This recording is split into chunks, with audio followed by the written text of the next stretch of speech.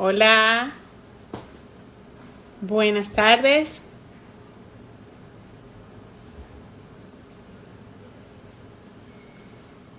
Buenas tardes. Gracias Bolívar Soto, gracias Manu, gracias Fear Class.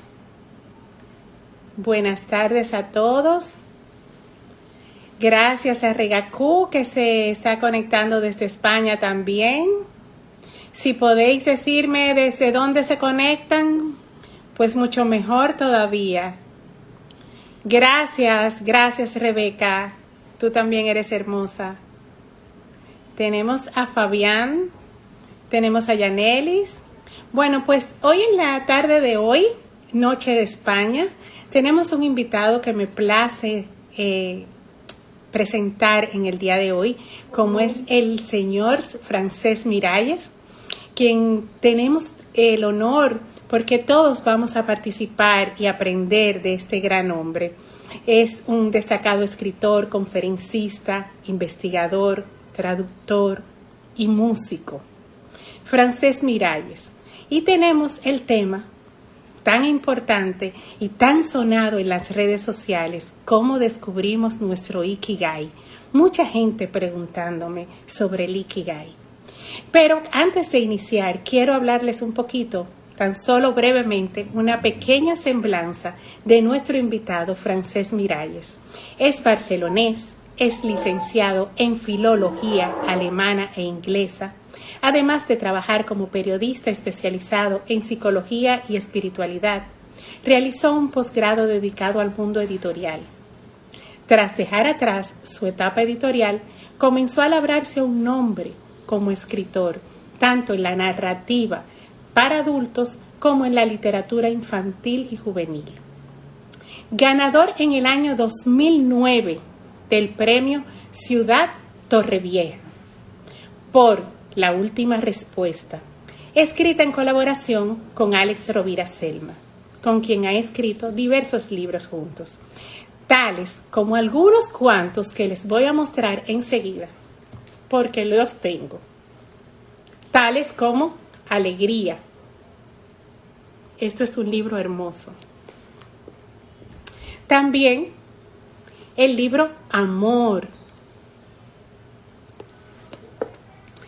También El Mapa del Tesoro.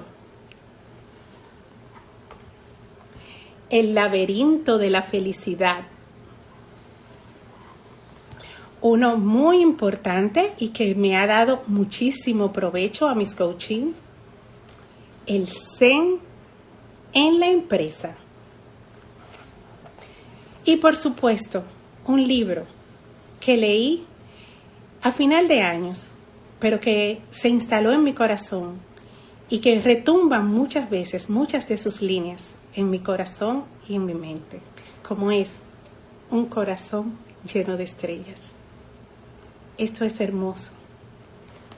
Y no puedo dejar de mencionarles, por supuesto, este que fue uno de los primeros, Cuentos para quererte mejor. Estos son tan solo unos cuantos libros de los que el escritor Francesc Miralles, conjuntamente con Alex Rovira, han escrito juntos. Pero entre sus libros están Latidos, Sakura Amor, el libro del que vamos a estar hablando en el día de hoy justamente, como es el método Ikigai, escrito por Francesc Miralles justamente, y La Biblioteca de la Luna, Wabi Sabi, Ichigo Ichie, siendo esta su última publicación. Francesc trabaja el desarrollo personal a través del propósito vital y del autodescubrimiento. Imparte cursos de escritura creativa, imparte talleres de cursos de Ikigai de forma individual para quienes buscan un crecimiento y un nuevo horizonte personal. Quiero ver si tenemos a nuestro invitado por aquí. Sí, que no se desespere. Ahora sí. Hola, Lolita. Hola, Frances. ¿Qué tal? ¿Cómo estás? Muy bien, contento de compartir este momento, este espacio a tantos miles de kilómetros de distancia, pero muy cerca a los corazones. O sea que muy contento de haber conectado ahora. Así es. Dicen que no hay distancia cuando la energía conecta y el corazón acerca. Exacto. La distancia, igual que el tiempo, como decía Einstein, es relativo. Depende más del pensamiento y del sentir. O sea que ya estamos aquí todos juntos ahora. Qué bello, qué bello. Pues tenemos personas conectadas desde tenemos desde España, desde San Sebastián, tenemos desde Madrid, tenemos desde aquí de Santo Domingo, de la Florida, y estaba justamente haciendo una pequeña semblanza de ti, Francés, porque tuvo que ser muy reducida porque si empezamos a decir todo lo que has hecho y todos los libros que has escrito, pues Sería muy realmente se nos va. aburrido. No, Sería no, aburrido, pero porque sería como leer una aburrido. enciclopedia. Mejor hablar de otras cosas. Así es. Y hoy tocamos el tema del método Ikigai.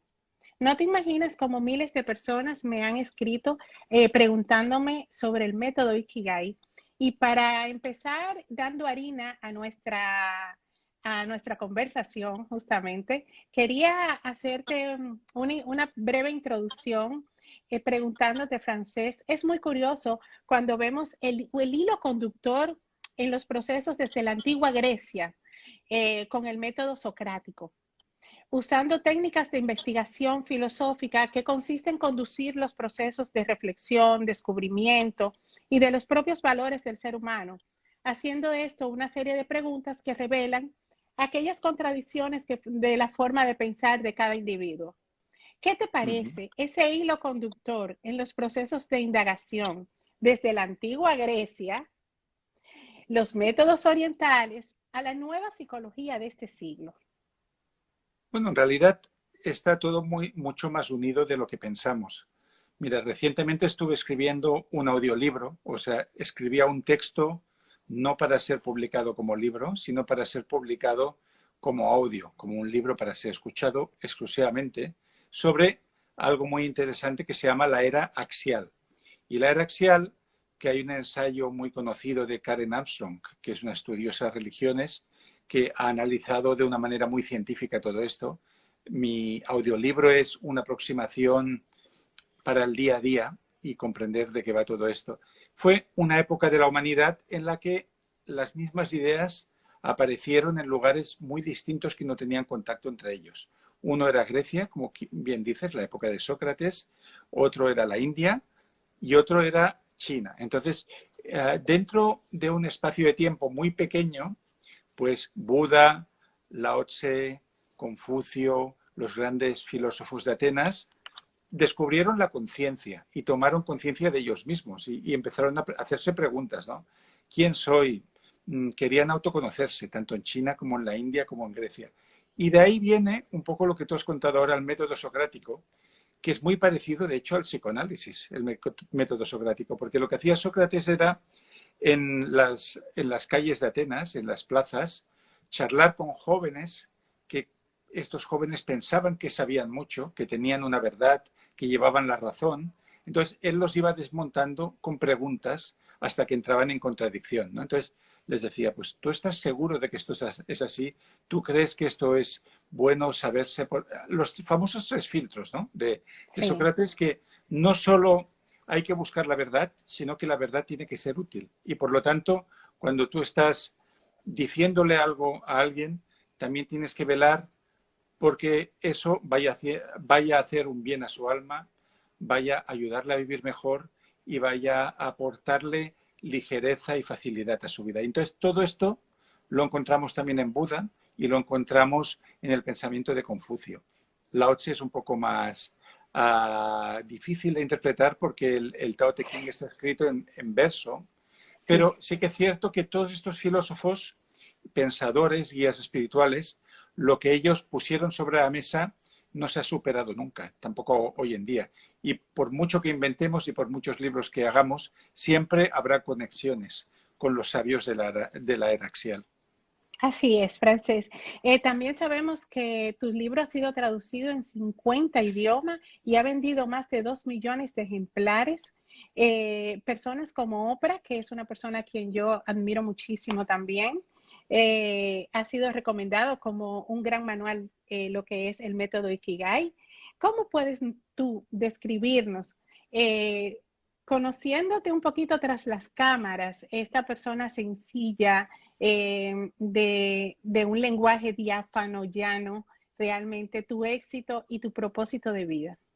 Es un éxito muy relativo. A veces, cuando vas a las escuelas y hablamos con niños y con adolescentes, una pregunta que me hacen muchas veces es, ¿qué se siente al ser famoso? Y yo les digo, ser famoso en el mundo de los libros no tiene nada que ver con ser famoso en el Star System de las películas, entre los cantantes, los actores y todo esto. Para empezar, porque los escritores nadie sabe quién son. Entonces tú puedes entrar en un mercado, en una tienda, en un bar. Es rarísimo que te reconozcan. Yo creo que a mí me han reconocido por la calle o en un lugar público 2 veces en mi vida, quizás. Alguien que se Bueno, había fijado en mi cara, quizás porque hacía poco que había leído algún libro mío y lo vio en la solapa. Pero realmente los escritores no somos famosos. no Y lo que generalices, sí... no uh, generalices, ¿eh? ¿eh? No Bueno, generalices, ¿eh? yo siempre digo incluso que el escritor que más vende del mundo, Dan Brown, si paseara por las Ramblas, nadie se pararía a pedirle un autógrafo porque es un señor normal y corriente.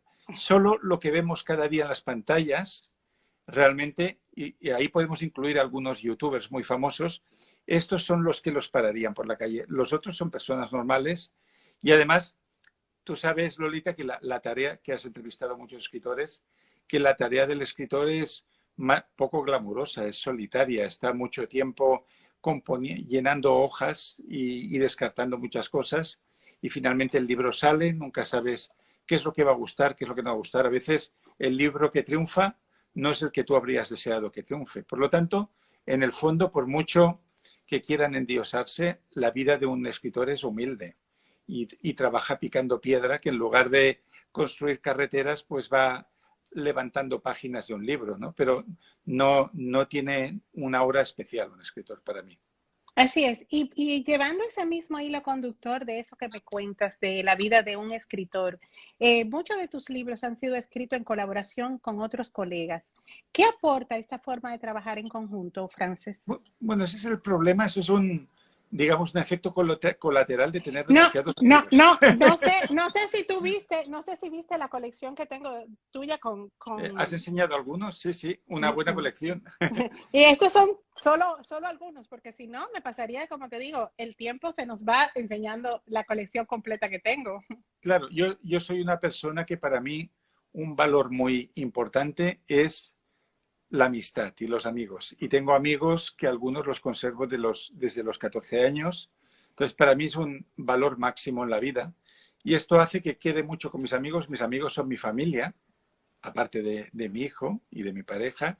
Y cuando ellos, pues a veces surgen ideas, surgen proyectos y muchos de mis amigos pues están o en el mundo de las conferencias o de la psicología o de la escritura. Entonces de repente aparece una idea, no podemos evitar seguirla y creo en ese sentido que soy el autor más promiscuo como mínimo en España, porque no conozco ningún otro que haya hecho tantas parejas diferentes, aunque hay 3 de estas parejas con las que hemos trabajado mucho, ¿no? Y Alex Rovira es con quien tengo más libros y con Héctor hemos hecho los de Japón. Pues he tenido muchas parejas de baile, siempre ha sido todo muy fácil, porque piensa Lolita Has que la tenido tarea del escritor... como unos preferidos, unos más preferidos que otros. Sí, bueno, con algunos quizás porque son más cercanos o porque vivimos cerca, incluso, hemos hecho más proyectos juntos, ¿no? Pero la gran ventaja de escribir algo en colaboración, si tienes una gran amiga o un gran amigo, es que los grandes inconvenientes que sufre un escritor, que es que estás rellenando hojas y no sabes si eso va a ser entendido por alguien, no sabes si eso va a conmover a nadie, no sabes cuál va a ser el efecto en el mundo. Porque cuando tú terminas el libro, primero lo tiene que comprar un editor y el editor lo va a publicar al cabo de un año. Con lo cual, lo que escribes hoy, tu feedback lo vas a obtener de aquí a 1 año y medio. Y eso a muchos escritores les produce bloqueo, incertidumbre, ¿no? Es decir, voy a ser aceptado, voy a ser querido, voy a ser comprendido. Cuando tienes una pareja de baile, pues no le queda otra que leerte al otro. Porque además en algunos casos, como con Héctor, uno hace los capítulos impares y el otro los pares. Con lo cual, si yo le envío el capítulo 3 y él quiere escribir el 4, va a tener que leer el 3 para no repetirnos. Entonces, eso es agradable y es divertido y luego te ríes mucho y hay muchas correcciones cruzadas y está bien. Y con Alex Rovira, que tú conoces muy bien, él es más el papel de filósofo, ¿no? De decidir qué ideas tienen que surgir, grabar muchos audios para decir, mira, esto lo hemos explicado así, esto de otra manera, ¿no? Y yo hago un poco aquí como de aparejador, empiezo a abrir caminos y a darle una estructura a todo eso y al final el libro acaba cobrando forma. Entonces, con cada persona el proceso creativo es diferente. Entiendo perfectamente. Sabes, Frances, en el siglo XX el psiquiatra vienés, de quien tanto escuchamos y hemos leído, como es Viktor Frankl, crea la logoterapia. Sin embargo, los japoneses tienen el Ikigai. ¿Qué Sí, diferencia hay entre una y otra? bueno, de hecho, curiosamente los japoneses tienen un personaje parecido a Viktor Frankl, lo que pasa que no ha tenido, moderno, quiero decir, del siglo XX, no ha tenido la fama de Viktor Frankl, pero había también un psicoterapeuta y neurólogo que se llamaba Shoma Morita, que 3 o 4 años antes de Viktor Frankl ya trabajó la terapia motivacional. Quizás no lo estructuró como Viktor Frankl en el sentido de escribir libros y de crear un método. La gran diferencia está cuando alguien crea un método que puede ser seguido por otros y crear escuela. Shoma Morita no creó escuela quizás, aunque es muy estudiado hoy en día, pero sí que trabajó con esquizofrénicos, trabajó con enfermedades mentales aparentemente incurables a través de la motivación. Entonces, él lo que hacía era, cuando llegaban los enfermos a la residencia que él tenía en el campo para tratarlos, lo primero, mandarlos a andar montaña arriba a cortar leña, ¿no? Trabajo físico y con los demás, ¿no? Que la persona se sintiera en movimiento, que la persona saliera de casa, que la persona Exacto. saliera de su mente, que se Claro. comunicara con los demás, ¿no? Que se sintiera orgullosa de haber hecho una tarea física. Y Bueno, luego ya se iban us- conquistando otros campos, ¿no? así Y es. él fue Usted, pionero en eso. Sí, que tengo entendido y conocimiento de que ustedes justamente en Barcelona tienen una industria muy grande que se llama La Fagueda, que trabaja justamente con sí, enfermos mentales, sí. justamente. Esto es un caso maravilloso que demuestra que a veces hay una asociación muy fuerte en Barcelona que se llama Capitalismo Consciente, que tiene ramas en otras ciudades. Y cuando oyes por primera vez capitalismo consciente, dices, esto parece una contradicción, no un oxímoron. ¿Cómo va a ser consciente el capitalismo? El capitalismo es la ley del más fuerte, el pez grande que se come al chico, ¿no? Y la ley del máximo beneficio. Pues no, hay capitalismo consciente. Y el caso de la Falleda, que le gusta mucho a Alex Rovira y que incluso lo hemos comentado en algún libro, es digno de Sí. estudio. Porque fíjate, Lolita, cómo empezó el asunto, ¿no? El creador de la Falleda, el fundador y propietario, que no sé si Ujú. tiene una forma de cooperativa, se llama Cristóbal Colón, que ya es un Sí, ya nombre lo sé, curioso para ya venir lo al sé, mundo. ya lo sé. Llamarse Cristóbal Colón, además en España, ¿no? Y que nos Entonces, descubrió a nosotros Quisqueya, imagínate. sí, entonces él había trabajado ya mucho con enfermos mentales en hospitales, era una persona que estaba en el ámbito sanitario y terapéutico, y él se dio cuenta, y está muy en la línea de Shoma Morita, de que estas personas podían llegar a avanzar en muchos sentidos, pero les cortaban el paso en lo laboral. Wow. Entonces, cuando llega el momento de reintegrarse a la sociedad, pues por el hecho de ser enfermos mentales nadie les daba trabajo. Y un día Cristóbal Colón se cansó de esta situación, cogió 4 o 5 de sus chicos, entonces se fue a un banco, me refiero a un banco de dinero.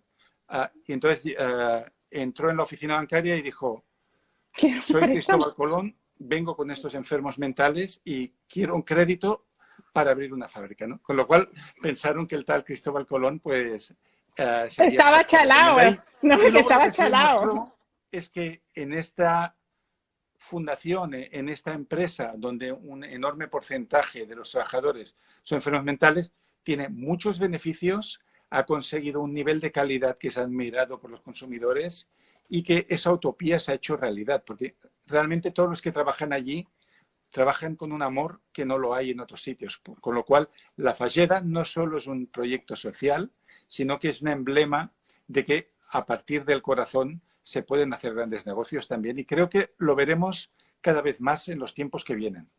Así es. Frances, ¿y cómo podemos nosotros sin importar en qué lugar del mundo nos encontremos y cuál sea nuestra situación, ¿cómo podemos descubrir nuestro Ikigai? Bueno, hay personas que tienen la suerte de casi nacer con un Ikigai y todos lo hemos visto, ¿no? Cuando íbamos a la escuela, habían niños o niñas que sabían ya lo que iban a hacer. Normalmente es un porcentaje muy pequeño, suele ser como mucho un 5 o un 10%. Yo me acuerdo que ya de muy pequeñito, con 6 años, en el grupo, en aquel momento habían 42 alumnos por clase, que hoy sería una aberración. Y había uno que quería ser sacerdote de niño pequeño. Y bueno, no era de los alumnos más brillantes de la clase, ni mucho menos. Pero, curiosamente, como 25 años después, cuando yo tenía 30 años, un día le vi una entrevista con él y era sacerdote, había hecho eso que le gustaba, ¿no? Entonces, hay ciertas profesiones que se descubren de pequeño. Por ejemplo, hay muchos niños que quizás porque vienen de una familia de médicos, pues quieren ser médicos también. Los hijos de los actores acostumbran a querer ser actores. Ahí vemos toda esta saga, ¿no? De Michael Douglas, Kirk Douglas, no sé si el Sí, hijo de Michael Douglas también, pues sí. bueno.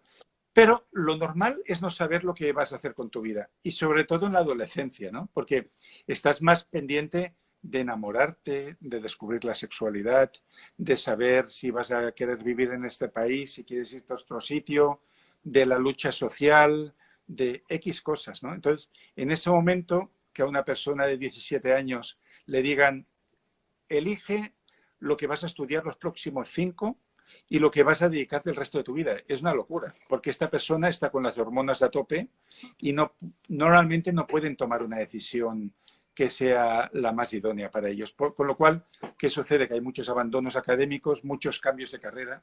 Yo soy un ejemplo de ello, cambié de carrera 5 o 6 veces, ¿no? Y tiene que llegar un momento en que de forma natural tú descubras aquello que dices, ya encontré lo mío, quiero dedicarme el resto de la vida a esta actividad. Pero eso puede suceder con 20, con 25, con 30, incluso a veces ha sucedido con 70 años, que al final de una vida alguien descubre una pasión y ya dedica lo que le queda a eso, ¿no? Con lo cual el Ikigai no solo se puede descubrir a cualquier edad, sino que además se pueden tener diferentes a lo largo de la vida, porque en la vida pasamos diferentes etapas, y, tenemos como pequeñas muertes y renacimientos, y en cada nueva etapa puede haber un Ikigai diferente que sea un faro que nos guíe por todo eso, ¿no? Totalmente identificada contigo. Incluso quería hacerte una pequeña anécdota que también vengo del mundo editorial. Yo también he mamado tinta Muy bien. de niña y realmente fue lo que me enseñó a ser empresaria. Llevo 20 años siendo empresaria y realmente entendí que era una parte que tenía que aprender, pero que no era mi Ikigai, que era una parte que tenía que desarrollar de mi persona. Sin embargo, realmente en el propio camino descubrí cuál sí era mi pasión. Exacto. Yo creo que si te pones en movimiento y empiezas a probar cosas, vas a encontrar tu destino más fácilmente que si te quedas en tu zona de confort haciendo siempre lo mismo por miedo, porque los padres tienen una expectativa sobre lo que tú tienes que Claro. ser, porque tus amigos estudian un MBA y todos son economistas, igual tú odias eso, pero quieres seguir esa estela. Entonces, es difícil en esta sociedad ser realmente libre, ¿no? Porque ya nacemos desde bebés, queremos complacer a los padres y cuando ya no somos bebés, pues queremos complacer a nuestros amigos, a nuestros vecinos, queremos ser alguien en la vida y eso implica que ciertas profesiones están bien vistas. Por eso hay tanta gente que estudia abogacía y que odian los libros de leyes, que no es un estudio divertido, ¿no? Y haciendo un paréntesis con eso, Frances, qué interesante que haces mención de eso, porque me ha tocado ver tantos jóvenes que justamente me dicen que han querido, que sus padres le han impuesto seguir un legado Sí, porque todos han sido y han tenido que rendir un honor al legado de ser abogados. Y eso es es muy como duro. Sobre todo cuando seguir el una... padre o la madre tiene un bufete de abogados, la expectativa que trasladan al hijo o la hija es que tienen que seguir con el negocio. Y si no siguen con el negocio, pues de alguna manera están haciendo una tradición. Hay un documental, Lolita, que te recomiendo mucho, que está en Netflix. No sé si Ujú, también lo está en Latinoamérica, yo creo que sí, que se sí. llama Los sueños de sushi de Hiro, los sueños de Hiro, ¿no? Los sueños de Hiro. Sí, en inglés es Hiro Dreams of Sushi. Está subtitulado en castellano y es la historia del hombre que tiene el restaurante de sushi más famoso del mundo, que está en el metro de Tokio, en Ginza, está dentro del metro.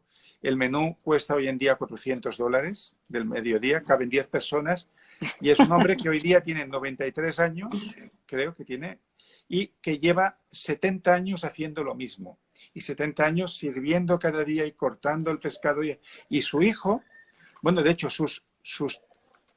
creo que son 3 hijos, todos se han visto arrastrados a su mismo negocio, ¿no? Y a hacer lo mismo que él hace. Entonces, esto en Japón sucede mucho, quizás en Occidente hay más rebeldía hacia eso, ¿no? Pero sí que es verdad que cuando el padre o la madre son exitosos en un negocio, pues los hijos se ven como forzados a continuarlo y quizás no han nacido para esto, quizás han nacido para ser artistas o su talento lo tienen en otra parte. Y además, con el importante agravio de que toda la vida te van a comparar con los logros de tus progenitores que quizás se dedicaban a lo que les gustaba y tú no, ¿no? Así es increíble y muy penoso. Me ha tocado ver cómo se han tenido que graduar de abogacía, de derecho y colgarles el título y decirles, ahora me toca a mí ser lo que yo quiero ser. Es muy duro, realmente. Pero aquí nos dicen que repitamos el nombre del documental. Se llama Hiro, con J, Sueños de Sushi. Los sueños de sushi de Hiro. Los sueños de sushi de Hiro. Sí, Hiro, de J-I-R-O. Ok, ahorita lo pondré en mis historias también para recordárselo y lo tengan más pendiente. ¿Por qué es importante hacernos estas preguntas para descubrir nuestro Ikigai? Donde tú nos sugieres que nos hagamos esta pregunta. ¿Qué amas? ¿Para qué eres bueno? ¿El mundo qué necesita de ti? ¿Y por qué podrían pagarnos? Exacto. Bueno, estos son los 4 círculos del Ikigai que se usan mucho en marketing cuando se habla del Ikigai en la empresa. Entonces, se acostumbra a trabajar con estos círculos, no sé por qué, porque es previo incluso al libro que nosotros escribimos. Entonces, a ver, digamos que son como 4 pasos en la aproximación que una persona puede hacer para una vida totalmente integrada en torno a su pasión. Primero, descubrir lo que amas, porque hay gente que ni sabe lo que ama, ¿no? Personas que quizás han vivido con mucha apatía o que han ido siguiendo ideas de otros o que han hecho tal cosa porque era lo que se esperaba de ellos. Entonces, no saben realmente lo que aman. Entonces, lo primero que tienes que hacer es descubrir qué es lo que a ti te hace fluir, ¿no? Utilizando el flow de este autor de origen húngaro en Estados Unidos, que publicó el libro Flow. Normalmente, para saber lo que amas es aquello que cuando lo haces no te cuesta ningún esfuerzo, ¿no? Y que no notas que pasa el tiempo, sino que puedes estar 6-7 horas haciendo aquello y parece que han pasado 6-7 minutos. Si a ti te gusta mucho la radio, el coaching, la medicina, el arte, ayudar a los ancianos, pues, y estás en tu Ikigai, lo que amas lo sabrás porque no te costará ningún esfuerzo. El segundo círculo es aquello que se te da bien, ¿no? Aquello que te resulta fácil. Eso quiere decir que es algo tan cerca de tus habilidades que no requiere un gran esfuerzo, ¿no? Entonces, yo, por ejemplo, como profesor de escritura, me he encontrado con alumnos que tienen lo que llaman los publicistas afluencia. La afluencia es cuando a un creativo publicitario tú le dices, necesito que me escribas un briefing, un texto sobre una bicicleta con ruedas de madera. Entonces, esta persona tiene afluencia y empieza a escribir textos. Fluye. Mientras que otra necesitará escribir y reescribir y pensar y se bloqueará. Pues hay personas, por ejemplo, que tienen una enorme facilidad para conectar una idea al escribir. Otras que la tienen al dibujar. Otros que son comunicadores natos y que cuando están hablando en un grupo logran convencer a los demás.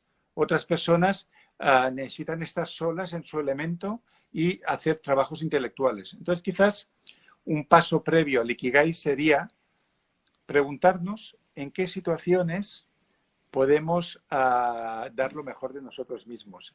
Si es en soledad, si es en conjunción con otros, al aire libre, dentro, tareas deportivas. Entonces, vamos reduciendo un poco el espacio y al final puedes llegar a saber cuál es el campo en el que tú puedes brillar, ¿no? Qué bueno, gracias por eso. Me llamó mucho la atención también, Frances, que en el libro haces referencia a Okinawa y a Ogimi, Ujú. donde sé que te retiraste un tiempo allí. Eh, no, allí no existe la palabra jubilación, incluso esa palabra no hacen uso la cultura japonesa. ¿Por qué? Bueno, la cultura japonesa es tremendamente proactiva, como se ve en este documental de este señor de 90 y pico de años que no se jubila ni se jubilará, morirá en los fogones, ¿no? Y yo creo que, a ver, es algo muy propio de la cultura japonesa cuando una persona sabe que se termina su etapa laboral oficial, pues por ejemplo en un banco, en una empresa, en cualquier lugar donde no te van a dejar continuar con tu actividad, buscarse ya un segundo oficio para cuando se retiren, que ellos no usan esta palabra, ¿no? Y ese segundo oficio a veces es una pasión más importante que la primera. Entonces hay personas que durante 40 años han trabajado de algo que realmente no les llenaba, sino que lo hacían por razones puramente alimenticias, pero que durante ese tiempo, en las pocas horas que tenían libres, empezaron a desarrollar ese futuro oficio de felicidad, ¿no? Entonces, Di- por ejemplo, tenemos casos pues de pintores que empiezan con 70 y muchos años, tenemos casos de escritores que publican su primera novela con 90 y de grandes descubrimientos hacia el final de la vida que si esa persona habría vivido 2, 3 años de una manera más o menos correcta, pues puede llegar a vivir 10 o 15, porque cuando tú tienes una pasión, tienes una razón para vivir. Y si tú tienes una razón para vivir, entonces te cuidas más, cuidas tu alimentación, tienes más contacto social con otras personas que les gusta, sales, mueves tu cuerpo, mueves las neuronas. Entonces, eso es un gran elixir de la juventud, haber encontrado a esa edad algo que realmente te motive. Totalmente de acuerdo contigo, más de acuerdo no puedo estar. Frances, frecuentemente encuentro en mis sesiones de coaching personas que aún teniendo muchas opciones en la vida se preguntan, ¿qué quiero realmente para mi vida? No saben qué quieren. ¿Cómo encontrar ese elemento que le haga conectar con esa pasión de vida? Con eso que tenéis mucho, pero no, a nada te hace gracia. Bueno, yo creo que aquí primero hay que hacer un trabajo interior antes de buscar el Ikigai, de plantearte con qué gafas estás mirando el mundo, ¿no? Ah, Rafa Santandreu, buen amigo de Barcelona, Sí. y compañero de viajes, hemos viajado. Las Sí, gafas de la él tiene un libro que felicidad. se llama Las gafas de felicidad. Ese es un concepto muy presente en el budismo, ¿no? Yo tuve varios años muy de estudio del budismo y una de las primeras cosas que te enseñan es que uno ve la realidad teñida de las lentes que se pone. Entonces, si tú te pones unas lentes oscuras, todo lo verás oscuro. Las intenciones de las personas las verás oscuras. El futuro del mundo será oscuro. Pero en realidad lo que estás viendo son tus propias expectativas, ¿no? Entonces, estas personas que tú me dices, que a veces son personas incluso de entornos acomodados, que tienen la vida resuelta, que tienen dinero Totalmente. para poder estudiar, para poder reinventarse, que no están pendientes de la supervivencia, ¿no? Que Pues hoy quieren irse a hay un estudiar a problema Londres y de que mañana... mindset, ¿no? Sí, Son totalmente. personas que siempre están mirando el lado lúgubre de la realidad. Entonces, sobre esto, Benjamin Franklin tiene un texto muy bonito que se cita mucho, pero que a mí me encanta, que se llama Pierna fea, pierna bonita, ¿no? Y habla que no se sabe si es real o no la anécdota, que Benjamin Franklin había oído hablar de un filósofo callejero que tenía una pierna muy bellamente formada y otra pierna que estaba torcida y que había sufrido deformidades ya desde el nacimiento. Y que esa pierna fea le venía muy bien porque cuando el filósofo se encontraba con gente, si la persona miraba la pierna bonita, decía, esta persona tiene la mirada limpia, esta persona sabe mirar el lado bonito de la vida y por lo tanto quiero acercarme a esta persona. Si miraba la pierna fea, decía, no, este es un negativo, es un cenizo, yo no quiero amistad con esta persona.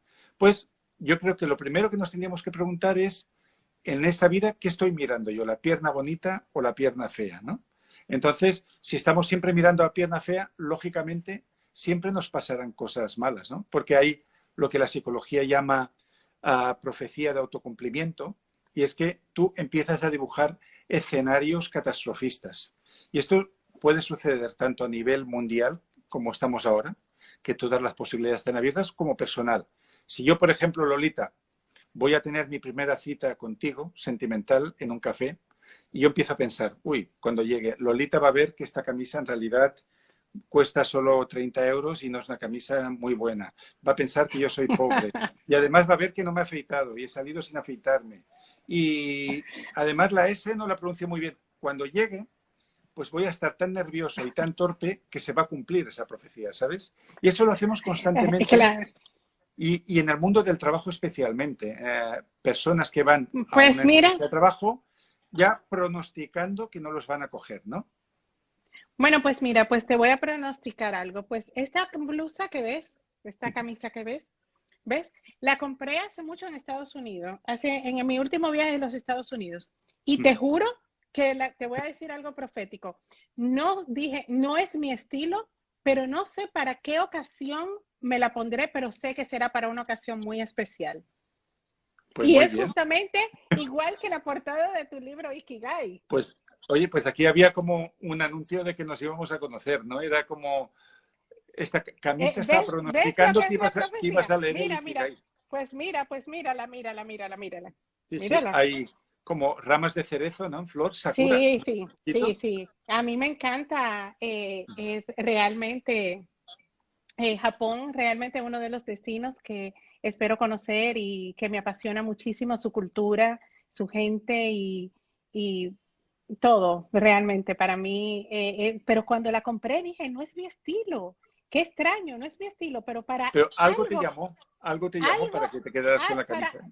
exacto, exacto, para algo la usaré.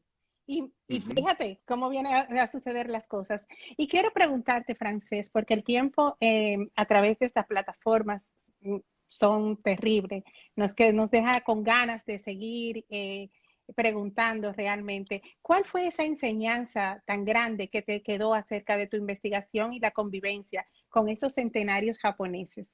Bueno, aprendimos muchas cosas, porque yo y Héctor habíamos leído mucho antes, porque como tardamos 5 o 6 meses en tener el permiso para hacer el trabajo de campo, porque hubo que contactar con la alcaldía, con la oficina de turismo, con los consejos de ancianos, cuando finalmente ya nos recibieron, habíamos leído muchos artículos sobre la dieta de Okinawa, sobre la historia de Okinawa, sabíamos que era la prefectura más pobre de Japón, la que más había sufrido durante la guerra. Entonces, quizás lo que más nos sorprendió, y te diría en el segundo viaje, porque hubo un primer viaje a Okinawa, que Ujú. fuimos para hacer todas las entrevistas y que esto sirvió para, para escribir Ikigai, pero luego hemos vuelto con National Geographic y ahí Ujú.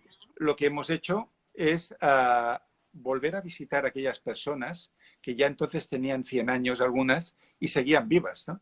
Y fue Mm. interesante porque yendo con el equipo de National Geographic, había un americano afincado en Okinawa y casado con una japonesa que había leído el libro y me dijo, Francesc, yo he leído vuestro libro, está muy bien todas las conclusiones a las que habéis llegado de las claves de la longevidad, pero hay una que no la sabéis. Dice, y es que lo más importante para vivir muchos años y de manera feliz es algo que está muy empapada la cultura de esta isla, ¿no? Dice, claro, en Okinawa, durante la Segunda Guerra Mundial, hubo una enorme mortandad en la guerra por tierra que hubo, la batalla de Okinawa, pero curiosamente hoy en día viven decenas de miles de americanos allí que se han casado con locales, hablan japonés y han sido acogidos como amigos, como hermanos, sin tener nada en cuenta el pasado, lo que pudieron haber hecho los abuelos o los padres incluso, ¿no? Entonces, este americano me dijo que el gran secreto de la longevidad de los japoneses es su filosofía del perdón, ¿no? Que Wow. han sabido perdonar el pasado y recibir a estas personas, a los hijos y los nietos de los invasores como hermanos. Y de hecho estos americanos que viven allí son los más fundamentalistas de lo japonés y se enfadan muchísimo cuando ven actitudes impropias, ¿no? Entonces hay una expresión del dialecto okinawense que dice, una vez tú y yo nos hemos sentado a la mesa, ya somos hermanos, ¿no? Y eso se practica y eso hace que la gente viva sin resentimiento, sin estrés, sin cuentas pendientes, sin darle a la centrifugadora pensando, mira lo que me hizo y esto. Entonces, están liberados, ¿no? Entonces, el Sí, perdón es la gran herramienta para tirar de la cadena, ¿no? Como diríamos en un waterce, ¿no? totalmente cierto. Dice Monse, que está conectada y ha opinado varias veces. Dice Monse 8886. Yo creo que nunca dejan de trabajar. Dice que los japoneses nunca dejan de trabajar, justamente.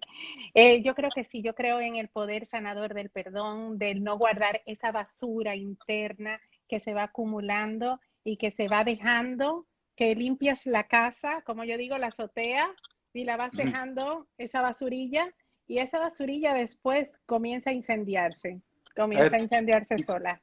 si tienes la cabeza llena de basura, tú eres basura también. Te conviertes en lo que piensas, ¿no? Eso es lo que nos enseñaba el budismo.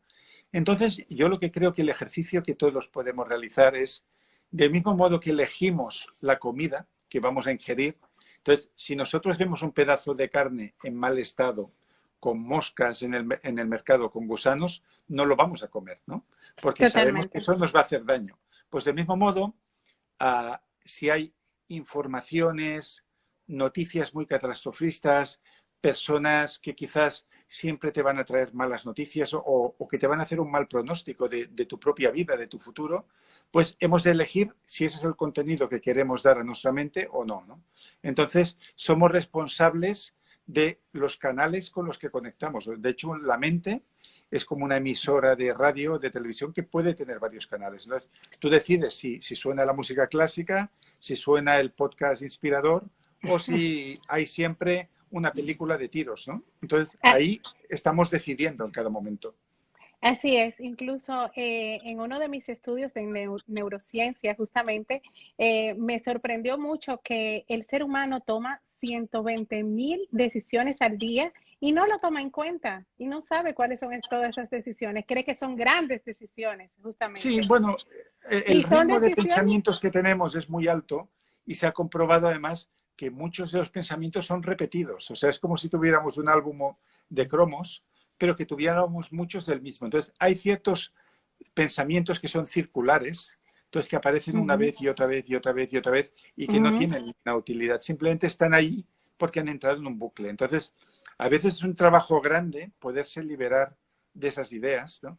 Y quizás, mira, como me dijo mi amigo Xavier Guix, si sientes que no tienes el control de tus pensamientos, vete a hacer un curso de mindfulness, ¿no? Un MBSR que hay en todo el mundo, que son 8 semanas que te enseñan a trabajar con tu mente. Para controlar tu mente, yo diría que paso número uno es ser consciente de lo que pasa por ella, porque hay gente que está enfadada y no sabe que está enfadada. Piensan que les están atacando, que son las circunstancias, pero no, no son las circunstancias, ¿no? Sino que realmente están irritados o están tristes o están ansiosos o están reactivos. Entonces, cuando ya tomamos conciencia de qué estamos sintiendo, de cuáles son las emociones predominantes, ya dices, uy, esto soy yo. Entonces, en este punto es cuando te puedes separar y puedes tener cierto control. Es como quitarse esa capa de víctima.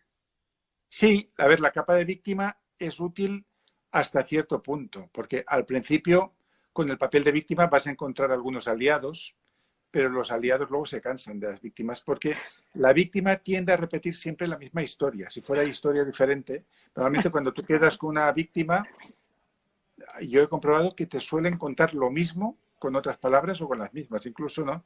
Y exageramos mucho lo interesante que nosotros pensamos que es nuestra historia personal, obviando que también los demás tienen problemas. Y esto lo estudió muy bien Dale Carnegie, que tú conoces, ¿no? Sí. Que en los años 30, durante la depresión americana, creó un método de comunicación que aún hoy se publica, actualizado un poco, que es el de Ujú. cómo tener amigos, influir a las Cómo personas. tener Él, y cómo influenciar sobre tus amigos. exacto, entonces él lo primero que decía a sus vendedores, y él dice que ese libro no era solo para vendedores, porque todo el mundo vende algo, ¿no? Hay quien vende amor, hay quien vende amistad, todos queremos relacionarnos con nosotros y obtener algo y ofrecer algo, ¿no? Y él decía que lo primero que explicaba a los vendedores era, tenga usted en cuenta que la persona que tiene delante, para esa persona es más importante un grano en su nariz que un huracán que esté matando a 1 millón de personas en China. Con lo cual, se logra mucho más interesándote por el otro que intentando tú dar tu discurso, ¿no? Entonces, yo diría que el primer secreto de los grandes comunicadores, de los grandes seductores, es que saben escuchar, preguntan y esperan a la respuesta, ¿no? Entonces, ahí ya tiene una gran ventaja. Eres un crack, tío, de verdad. Quisiera Bueno, pasarme estamos más citando tiempo. a muchos maestros esta noche, ¿no? No. Necesitamos más tiempo contigo y quiero pedirte públicamente que realmente esto pueda hacer una segunda parte de como con esta conversación, porque realmente nos van a quedar muchísimas interrogantes y muchísimas preguntas por hacerte que van a ser de muchísima utilidad. Queremos enriquecernos, queremos conocer más de esa sabiduría y de esa experiencia, porque de nada sirve tener mucho conocimiento y tener muchos libros aquí y no tener el expertise porque es letra muerta. Sí, yo creo Ciertamente. que algo que deberíamos enseñar ya a los niños es que una cosa es conocimiento y otra es sabiduría. Y Así que es. incluso son conceptos opuestos a veces. Ujú, Conocimiento es acumulación de información. O sea que ujú. tú puedes haber leído mucho, puedes tener muchas carreras, puedes tener muchos inputs, pero eso no significa que entiendas nada. Como el famoso cuento japonés de El maestro de té y la taza, que está tan llena de té que va derramando y por eso esta persona no puede comprender nada. A veces Sí, conocer mucho significa tener muchos prejuicios y tenerlo todo ya decidido de antemano. así es. Sabiduría, de hecho, depende más de desaprender, de ir liberando filtros mentales, ir quitando de delante ideas preconcebidas y llegar a comprender como un monje zen comprende a través del Satori lo que tienes delante, sin ninguna necesidad ya ni de juicio ni de llevar la razón, ¿no? Entonces, conocimiento es acumulación de información, sabiduría es comprensión profunda de la realidad, como si tuvieras una mirada tan transparente que puedes ver las cosas tal como son. Así es. Yo tengo una frase que digo que desaprendo cada noche para aprender cada mañana. Exacto. Y que la felicidad depende más de lo que desaprendemos que no de adquirir conocimientos nuevos. O sea, hay ciertos hábitos que tenemos que son físicos, mentales, espirituales, que si nos deshacemos de ellos, el ser humano ya de por sí es iluminado, dicen los budistas, Claro, ¿no? Nacemos claro. iluminados. Un bebé que sonríe y mira y se comunica ya tiene la iluminación. Lo que pasa es que la vamos tapando, la vamos cubriendo a través de las capas que nos da la educación, el adiestramiento. Entonces, si esto lo explicó muy bien ahora está un gran escultor renacentista, el Michelangelo, el Miguel que hizo Ángel. el famoso David, le Ujú. preguntaban, ¿cómo consigue usted hacer estas esculturas tan maravillosas? ¿No? Y él decía, Sí. yo no hago nada. Dice, yo cojo el martillo de cincel y Y quito lo que Quito. sobra porque la escultura ya está dentro. Pues de alguna manera eso es una alegoría perfecta del ser humano. El ser humano en sí ya Totalmente. es maravilloso, solo hay que ver los niños como son. Entonces, cuando encuentras que has llegado en un punto de tu vida que no eres tan maravilloso o tu vida no lo es tanto, quita lo que sobra y volverá a salir un Adonis ahí que, capaz de vivir la vida como el David de Michelangelo. Así es. Qué interesante. Realmente tú y yo somos casi, bueno, nos diferenciamos por unos meses realmente. Y ¿Somos de la también, misma quinta? sí, del mismo año somos. Nos llevamos, hay una diferencia de unos Yo, meses. mira, el otro Tú eres, día, tú el eres de sábado, agosto viendo con y mi yo, hijo la y- película primera del Planeta de los Simios, vi que yo soy del año que se hizo esa película, la de Charlton Heston, ¿sabes? pues yo también. Pues Pues somos entonces yo también, porque somos del mismo año. muy Mira, bien. Frances, también en tu faceta de músico, me gusta hacerte una pregunta. Soy muy curiosa, he entrado mucho a tu Instagram, leo todo lo que escribes y curiosamente me ha llamado la atención de que tienes una fotografía de John Lennon y Yoko Ono. Sí, sí. ¿Qué te pareció ese amor y su singularidad con el Bueno, público? uh, ese amor demuestra muchas cosas. El amor entre John Lennon y Yoko Ono, que fue muy criticado en su época, ¿no? Porque decían, este hombre que tiene tanto dinero y tiene todas las posibilidades del mundo, ¿por qué se va con esta japonesa rara que ni siquiera era considerada una japonesa bonita dentro de lo que son las japonesas, ¿no? O sea, Pero se convirtió entonces, en un celópata. tampoco era una persona muy sociable. Sí, entonces, bueno, él encontró, seguramente se vio reconocido por ella como ser humano. Y no sé si tú sabes o tienes en mente o recuerdas cómo se conocieron ellos dos, ¿no? Yoko Ono ya era artista, era un artista así conceptual, y estaba haciendo una exposición, y entró John Lennon como una moto, que se dice aquí en España, pues de drogas hasta las cejas, con depresión, con ansiedad, con estrés, y Yoko Ono le dio dos cosas, ¿no? Cuando le vio llegar, primero le dio una tarjeta que ponía breathe, respira, y luego le dio otra tarjeta que tenía un agujero que ponía para ver el cielo a través de él. Y esos dos regalos que recibió John Lennon de Yoko Ono le convencieron de que estaba delante de la mujer de su vida, y ahí empezó una larguísima historia, ¿no? Sí, tuvieron mucha controversia con el público, con la prensa y demás. O sea, desde hacer entrevistas en una habitación de un hotel y todo ello. O sea, mostrar ciertas cosas. Bueno, que pero era muy realmente fueron interesante las actividades que hicieron.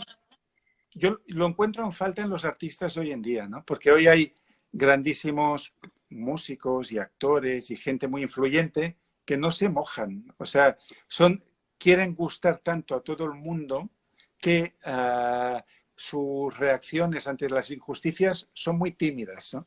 Entonces, una campaña que hicieron John Lennon y Yoko Ono, que comentaba yo hace un par de semanas en una de mis noticias, es que para oponerse a la guerra de Vietnam pagaron vallas publicitarias en ciudades de todo el país donde atribuían la solución de la guerra no a la presidencia, no a los gobiernos, sino a cada una de las personas, ¿no? Porque la guerra de Vietnam, ¿qué era? Pues era también una representación de la guerra que cada persona lleva con uno mismo. O sea, lo que vivimos a nivel pequeño se acaba trasladando a nivel grande. Entonces ellos hicieron una campaña con una frase que a mí me encanta, que decía: War is over if you want it. La guerra ha terminado si tú lo quieres. Y feliz Navidad ponía, ¿no? Entonces, quizás antes de criticar si la violencia en el mundo, los conflictos, pensemos qué guerras hay dentro de nosotros mismos. Pensemos qué guerras absurdas creamos con nuestros hermanos, con nuestras parejas, con nuestros hijos. Y hagamos las paces aquí, y quizás si todos hacemos las paces a nivel individual, la gran guerra ya no se va a ver transportada, porque una guerra grande es la suma de muchas pequeñas guerras individuales al final. Así es, recordando y haciendo y honrando la palabra de Mahatma Gandhi. Si empiezas cambiando tú, cambiamos el mundo. Sé el cambio que quieres ver en el mundo. Totalmente. Para finalizar, Frances, porque el tiempo ya no está corriendo rápidamente, al momento de tener nuestro Ikigai, ¿cómo seguimos cultivándonos para que permanezca siempre con nosotros? Bueno, ¿qué mensaje puedes dejarle a todas estas personas? Por supuesto, invitarlos a todos. Aquí está en República Dominicana, aquí está en una de las librerías más importantes de República Dominicana, así que lo pueden conseguir, y si no, por Amazon también lo pueden pedir, el método Ikigai, y van a tener mucho más de todo esto que estamos hablando Frances y yo. Cuéntame, Frances. Sí. A ver, para vivir el Ikigai, descubrirlo, potenciarlo, hace falta una sola cosa, que es tiempo. Y el tiempo que creemos que no tenemos, ¿no? O sea, esta expresión de no tengo tiempo. Si no tuvieras tiempo estarías muerto. Todos tenemos tiempo, ¿no? Otra cosa es cómo tú lo gestionas. Entonces, si tú hay algo que crees que es importante, que puede ser estudiar, puede ser desarrollar un talento, X cosa, ¿no? Y tú no eres capaz de darle 1 hora al día de tu tiempo o 30 minutos de tu tiempo, realmente no estás honrando ese talento que hay en ti.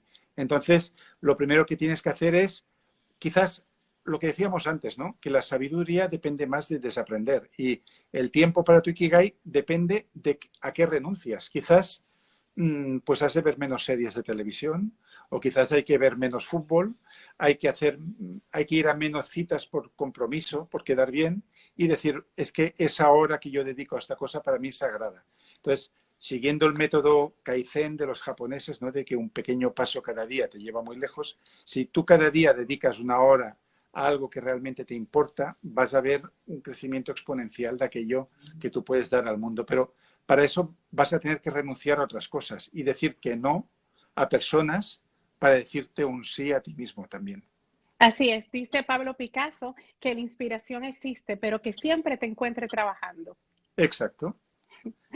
Francis, yo quiero darte las gracias, decirte que en República Dominicana contáis con una amiga, con unas amigas que esperamos ir por Barcelona muy pronto para conocerte, para conocer La Fagueda, para pasear por Barcelona y que realmente todo esto, recordarlo como ya en persona y darnos un abrazo fuerte y caluroso realmente.